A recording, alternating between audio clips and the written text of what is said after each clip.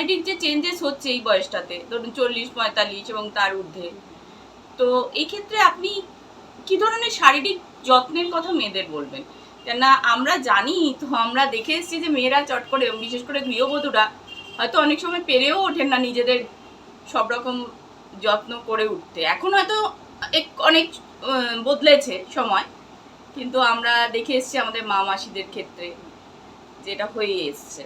এটা ঠিকই বলেছেন আপনি, যে আগেকার দিনে আমরা দেখতাম যে মা মাসি, দিদিমা, ঠাকুমা এরা কি করতো, মানে নিজেদের প্রতি অতটা কেয়ার ছিল না তাদের, সন্তান পরিবার এটা নিয়েই তাদের মানে চলে এসছে। অ্যাকচুয়ালি কি বলুন তো, মানে কনসেপ্টটা শুরু হয় না একটা সোসাইটি থেকে। সোসাইটি কনসেপ্টটাই এরকম যে মেয়েদেরকে বলা হয়েছে তুমি পরে, তোমার পরিবার আগে। ঠিক আছে, এই কনসেপ্ট থেকেই সমস্ত কিন্তু সমস্যাগুলোর সূত্রপাত হয়েছে। এবং আপনি একটু খেয়াল করবেন যে এখন মিডল ক্লাস ওমেনরা নিজেদের যে ইমোশন রয়েছে এই বয়সে, ইমোশনটাকে না তারা ঠিক করে বোঝাতেই পারে না অন্য কাউকে। অনেকে তো মানে পুরোপুরি চেপেই থাকেন বেশিরভাগ মহিলারা, এবং যারা বোঝাতে পারেন না তাদের ক্ষেত্রে আরো সমস্যা তৈরি হয় যে সামনের মানুষটা আমাকে ফিল করতে পারছে না। ঠিক। আর এর জন্য আরো ইমোশনাল এমটিনেসটা অনেক বেড়ে যায়।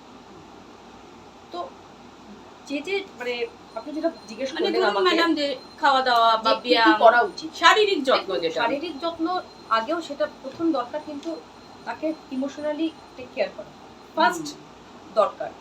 এখান থেকেই কিন্তু একটা মেয়ে মানে শুধু ধরুন আপনি একটা গৃহবধূ যার কাছে তার পরিবার সবকিছু যোগান দিচ্ছে, তার রেসপন্সিবিলিটি নিচ্ছে, কিন্তু সেটা কিন্তু এই বয়সে মহিলাদের ক্ষেত্রে যথেষ্ট নয়।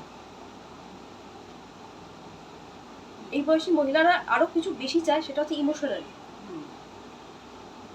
ফিজিক্যালি থেকেও তারা কিন্তু ইমোশনালি কারোর উপর ডিপেন্ড করা, বলুন কি ইমোশনালি তাকে কেউ বুঝুক, এই ব্যাপারটা তারা পুরোপুরি ফিল করে, এবং সেটা কিন্তু ফ্যামিলির তরফ থেকে শুরু হওয়াটা খুব দরকার।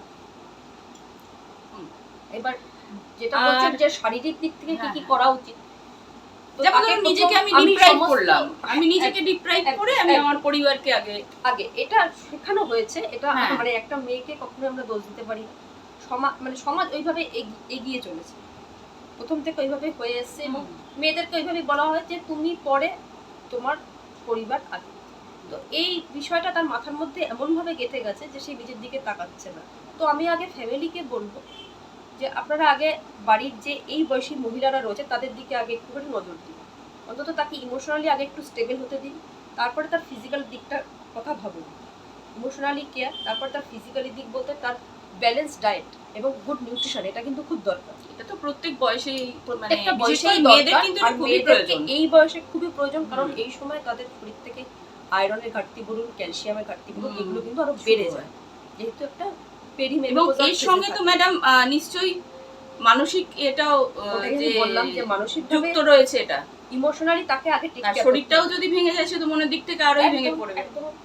আগে কিন্তু মন থেকেই সবকিছু সূত্রপাত হয়। মন ভালো থাকলে দেখবেন আপনি নিজেও, যখন মানে এই বয়সী মহিলাদের কথাই বলছি, আপনার মন যখন একদম ঠিক আছে, আপনি দেখবেন আপনার নিজেরও মনে হবে না আমাকে শারীরিক দিক থেকে আরো সুস্থ থাকতে হবে। ঠিক।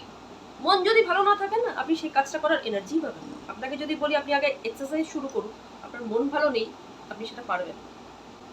এই জন্য আমি ফ্যামিলি মেম্বারদের বলবো, আগে সেই মহিলাদের ক্ষেত্রে আমি তাদের বলবো যে আগে তাদের মনের দিকটা খেয়াল করুন, তারপরে তাদের শরীরে যা যা দরকার, একটা রেগুলার হেলথ চেক আপ, এটা কিন্তু দরকার এই বয়সে।